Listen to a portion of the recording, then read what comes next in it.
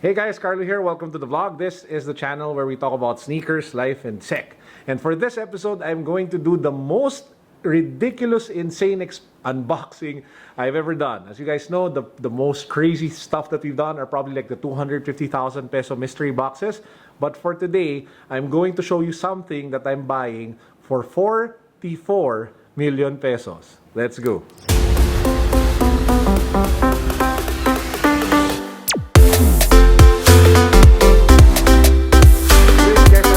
Yet we are giving away 3 sneakers. We're giving away a Nike React Element 87 in collaboration with Shoe Freak PH. We're also giving away a Nike Cortez Nylon as well as a Superstar 80s Primeknit. All you guys have to do, subscribe to the channel, follow me on Instagram, and then click the links down below in the description box to see how you can, well, join the raffle. So with that out of the way, let's get to the unboxing. So if you guys probably guessed, what I actually bought is, well, what we're standing here today. Well, not exactly this unit, because this is just like one of their showrooms or sample units for a condo. So I actually ended up buying like a condo from MegaWorld. This is not sponsored, by the way. They did not pay me to do this. I'm also not an agent. So again, this is from MegaWorld. I bought the unit from their new development, I think, which is called Uptown Arts. So I was able to save up enough money after years and years of hard work and putting in a lot of, well, I don't know, just like a lot of work, from rackets to corporate stuff to doing so many things to be able to finally afford to buy like my dream home with my wife. So we bought like a 3-bedroom unit. And I am really excited to finally move in. Well, in 5 years. So, kala mo nandiyan na eh, no? So we will be waiting for it to, well, that's the great thing about pre-selling prices anyway. So at least you get it at a really good price. So we will be waiting for 5 years for it to be built. But after 5 years, I am super excited to move in with my wife and have our dream home. That is something that I've saved up for years and years of working. Yeah, fun. So what I'll do now is I'll give you guys a tour of the showroom and I will just imagine it as my place 5 years from now. But before anything, I'd like to introduce you guys to somebody. This is the lovely lady who actually made this possible for us, Camille. Tan-tan-tan-tan! Hello. Diba? Guys, this is Camille. She's actually the, ano ba tawag, broker? Agent. The agent who was able to hook us up, akala mo sapatos, with this unit. Well, not this unit. Again, with the unit that we're buying from MegaWorld. So Camille, baka if you want to like invite them to, di ba you guys have a promo and stuff? So maybe just invite them to, where can they reach you and stuff like that. You can call me at 0956-938-2000 or you can email me at camilleteodoro.megaworld@yahoo.com. So guys, I will put like the number and the email down below. Yung mag-i-email lang at yung tatawag, yung interested bumili, ha? Huwag nyo siya i-spam. Parang awa nyo na. Don't spam her. So if you are interested in buying your own unit here, give her a call. By the way, the great news is I think they like have a promo right now, right? It's the 30th anniversary of MegaWorld. So we're giving a very huge promo na... Yeah, just call her for the details, no? But I can tell you the reason why we're able to afford this is, a big part of it is because of that promo. Yes. They made it so much easier to be able to get the unit that we wanted. I was actually initially just buying the 1-bedroom, diba? So we actually were just buying the 1-bedroom, and then I thought maybe I should just upgrade to the 2-bedroom, and then the promo came out, so we're getting 3-bedroom, which is like awesome because that's really what I wanted. So it also goes to show that if you pray for something and you believe God for something that you really want, it will actually happen. Oh, diba? May lesson of the day. So guys, again, we'll go on the tour now, but please do check out the details below to reach Camille if you are interested as well. So ikot tayo. Guys, first walk in the unit. This is what you will see. This is like the living room. You have a sofa here area, the living area, you have the dining room, all social stuff. So but anyway, you have like a bar over here. I can already imagine like doing a bunch of shoots with this particular area. You have a nice ref. You have the maid's quarters. Dito si Ate Johnny. Diba? And they have their own washroom over there that they can use. One of the first bedrooms. So if you go inside, you have a really nice bed, TV, AC unit, and then like a balcony. Now, I'll probably convert one of the bedrooms to some sort of like studio, like the one that we have at home, where I shoot most of the vlogs. So when this is the one that I actually own, this will be a studio. not a bed. And then here is the master bedroom. So as I mentioned earlier, this is supposed to be like the showroom. So outside with the real unit is a balcony, but here you just see, well, outside of the showroom.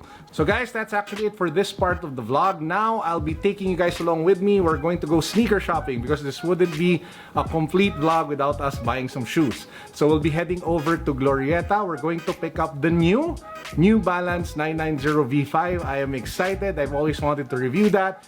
And yeah, what a better way to review a nice sneaker, but on such a memorable day when I signed the contract to be able to buy my own dream condo. Hey guys, before we get to the actual sneaker shopping, let me just pipe in and just do a few things before you go watch me buy some shoes. So I said that it would be an unboxing. It says here MegaWorld at the fort. Again, it's not sponsored. It's really just the unit that I wanted to get. One of the last few residential units, I think, available over at BGC. So this is like the welcome letter that you get after you give them all of the post-dated checks to be able to pay for the condo over the period of time that you agreed with them. So it says here, in connection with your purchase, we are pleased to provide you with a summary of checks in compliance with the post-dated check submission requirement.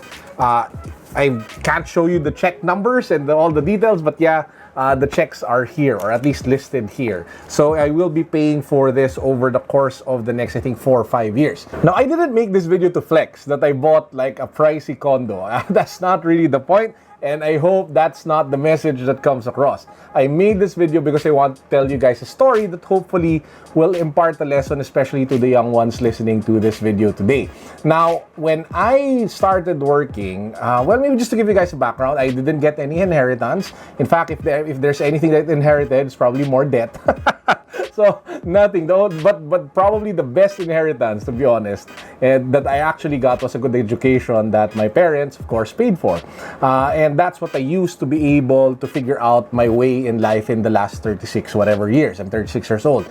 Now, how did I get from having like negative money in the bank to be able to reach this point where, apart from building like collection of sneakers, building like collection of toys, paying for the travels that I have and all of the other things that I have in life, how did I get to that point where I have the money to pay for those things?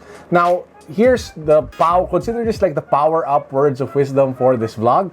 So I'll share with you like my step-by-step guide on how I reached this point. And this is actually kind of like the gist of a talk that I recently gave over at a business conference that was held at the MOA Arena. Over 10,000 or maybe 5 to 10,000 people were there, professionals, and I shared with them my story. So here's how it goes, step by step. So the first thing you have to do is you need to learn a high-paying skill. A high-paying skill, of course, in the digital world is much better if that can be graphic design, that can be programming, if that can be, I don't know, like coding or editing, animation, or if it can be as simple as buying and selling and e-commerce. Those are all high-paying skills. Now, it has to be high-paying because if you learn a low-paying skill, then all the time that you spend isn't commensurate to what you make. But if it's a high-paying skill, like such as SEO, SEM, advertising, digital marketing, then of course it pays well. When I was starting out, I focused myself on learning digital marketing, digital advertising, content creation, all of which I do till today. Early on in my career, I already knew that having a job wouldn't be enough. Having an 8 to 5 wouldn't be enough for me to be able to get the life that I wanted. Now, I didn't have a capital for business. Again, I didn't have inheritance. So what I did was I worked 2 to 3 jobs. I had an 8 to 5. I would have like a side hustle during the evenings. I actually took up like jobs over at Odesk and freelancer.com back then. I do like PowerPoint presentations for marketing directors in other countries. I'll charge for per hour rate.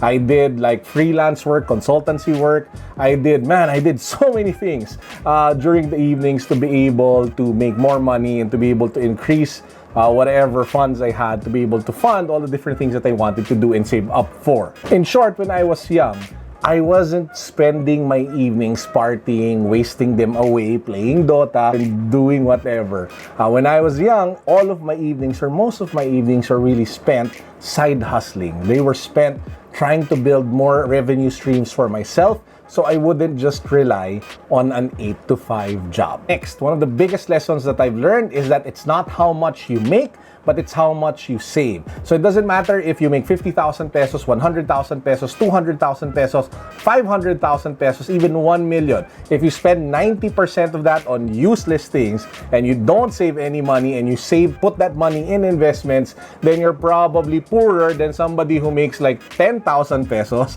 but saves like 80% of his money. You guys get the point, right? So it's really all about being disciplined with the money that you have so that you actually invest it in things that give you more money and don't buy useless stuff that don't get you more cash. Lastly, one of the most important lessons I've learned is that you should really take care of your credit.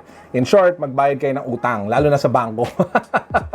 Because that allows for you to be able to leverage debt in a good way so that you can actually build bigger businesses, build bigger like revenue streams down the future. So it's actually as simple as that, guys. That has been the formula that I've followed for the last 36 years that I've been here in this planet, in this world. It has always been, investing in myself by learning high-paying skills constantly, and then it's spending the time that where people would usually just, conk out and just, drink out, party, or whatever it is that you do during the evenings. But instead, I'd spend those evenings not working, but really building the future that I want to have, because I didn't see it as work.